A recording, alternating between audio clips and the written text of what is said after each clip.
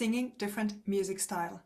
You might not know that some of the greatest pop singers out there started classically or are trained classically. For instance, if you hear Lady Gaga sing her musical piece, it's really surprising. She did that at the beginning of her career.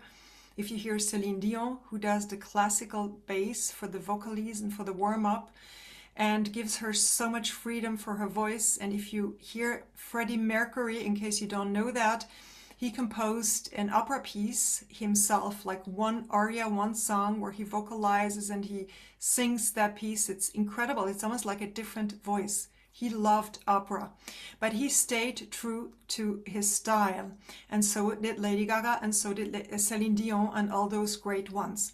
I actually don't know any artist who is a crossover singer permanently.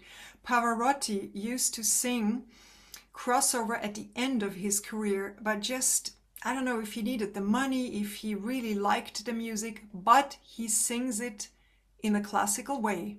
Some people might say this is really not nice, but hey, it's Pavarotti, so we forgive him, right? We love what he does anyway.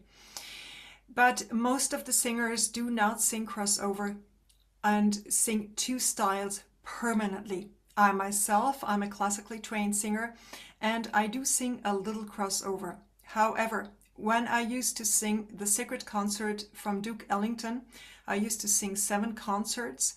Then what I did is I only prepared for 3 months to sing jazz. I trained with a really good jazz singer, so I knew what style to implement.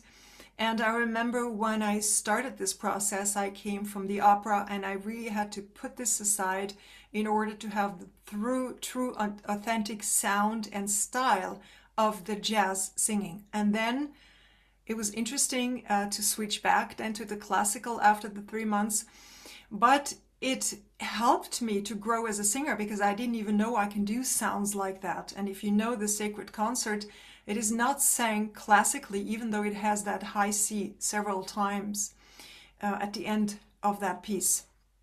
But when I sing crossover, what I do is I only warm up with pop vocalese and modern vocalese. I don't warm up with the classical vocalese. I had a student yesterday whom I prepared for an audition for a pop piece. She's classically trained and she loves to sing classical pieces.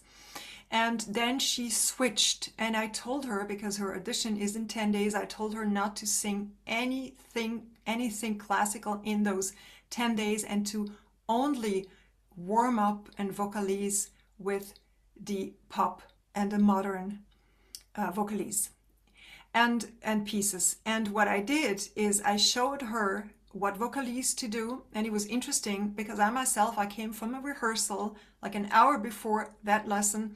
I came back here from a rehearsal where I was singing classical pieces, and then I switched to that pop.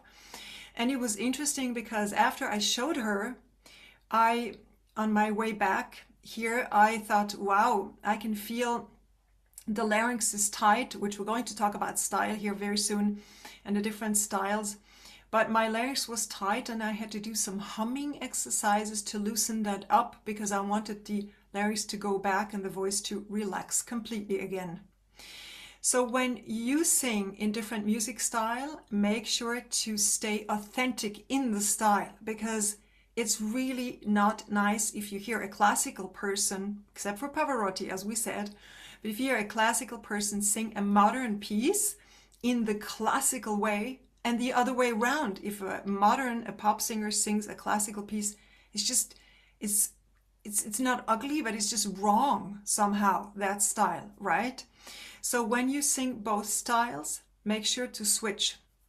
Now it's easier if you sing in a program, if you sing both styles, which by the way, I do too. Next month, we're having several concerts where we start with the classical, because that's what you should do too. You should start with the classical. It is so much easier afterwards to switch to that pop. And besides that, they place a microphone in front of you when you sing the pop. So in case you do both on a program or just to practice first the classical and then switch over to that pop position. When you warm up your voice and you're training and you're building your voice, you should vocalize with the classical vocalies and also the classical pieces, because this not only makes your voice grow, it also takes the limitations you might have for what you are able to sing, what you believe you're able to sing. And somehow I think that both styles, I call them two styles, but actually there are more, right? But I'm calling them now from the classical and the pop. I think they can complement each other. One of my students who got to sing in a big theater, she got to sing two classical pieces, but she was classically trained like all my students are, but she is actually a pop singer. And I remember when she auditioned for this part, they asked her to sing a classical piece and she could switch like that, and this is why she got the parts. And the interesting thing with her is that one night she had the performance to sing those. There were two classical pieces in Faust 1 and 2 here in a theater in Zurich, and the next day she had to sing in Berlin on a TV show pop songs.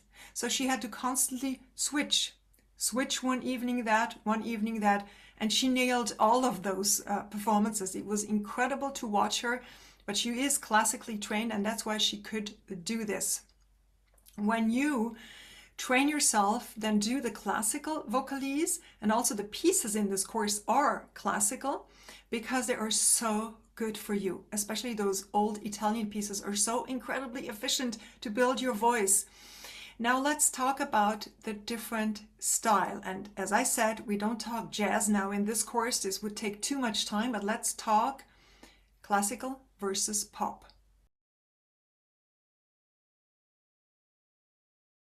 I would say that the most common differences are, in the classical you have the lower larynx.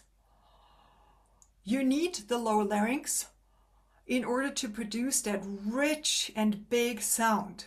But the lower larynx is not the only thing that needs to be different. First of all, let's start at the beginning. The body posture, which is also by the pop, but the body posture is for the classical singing really crucial, because only with the right body posture and the right support you can project your voice. And we talked about this also in the other module.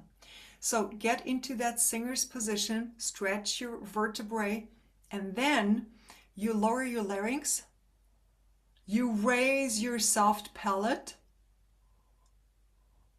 Do you feel that lift? If you don't feel it, then inhale through your nose.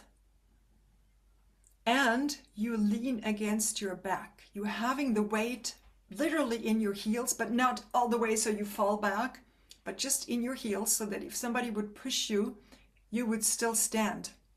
And then you keep your mouth in an oval shape, because when your voice now goes into the right resonance, which is up here and also a little bit here, then you can help it to do that without consciously placing the voice here. Now let's talk about the pop singing, because in the pop singing you also have that posture. In case you're sitting and you're playing an instrument, make sure to sit straight with your vertebrae still stretched from your hips, pulled by the head and really stretched. And then your larynx, when you inhale, doesn't go down all the way. You don't do like in the classical, you keep it high. Okay? And then what you do is you don't lift the palate like this for the classical sound projection. You keep your palate down, but you keep the position here. Let's talk about this position first. And as I said, if you're singing a program with two styles, it is easier, much easier to sing the classical piece first. But because I want you to really feel what is going on, we're going to reverse this. We're going to start with the sounds and the placement of the pop. So your larynx is high,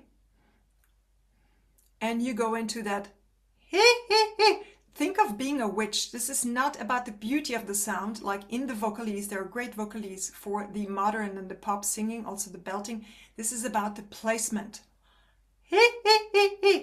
Do you feel that? I can even see it here. Do you see my larynx goes up?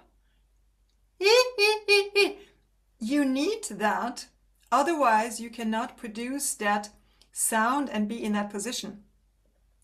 The classical would be, and the modern is,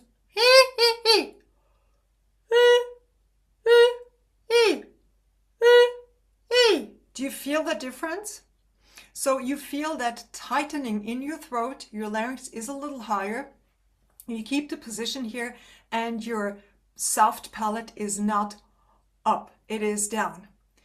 Very crucial to stay in that position and never to leave that position. When you sing the pop, you also have more chest resonance because most of the pieces lay lower and you have to give it a little more oomph in your sound.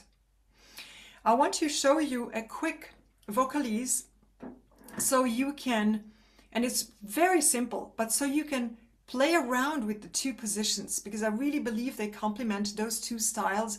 And I'm talking classical and pop. They really complement each other. You can take something from each style and implement. For instance, if you go, and it's really silly, if I go modern, shoo-ba-dee-ba-doo-ba-dee, try this now. Try to keep it here and try to not get that big space like in the classical. Afterwards, we're going to do the same thing, but classical. Let's do this together. Shoo-ba-dee-ba-doo-ba-dee. Shoo-ba-dee-ba-doo-ba-dee. Shoo-ba-dee-ba-doo-ba-dee. Do you feel that little bit tightening in your throat and you feel like you're here? If you don't feel that position, go to the hee hee hee hee hee hee. Do you feel that? Hee hee hee. Now let's do the same thing classically, and we keep those phrasings in there. This phrasing, those punctuations. So it's do ba dee ba do ba dee. Ready? Do ba dee ba do ba dee.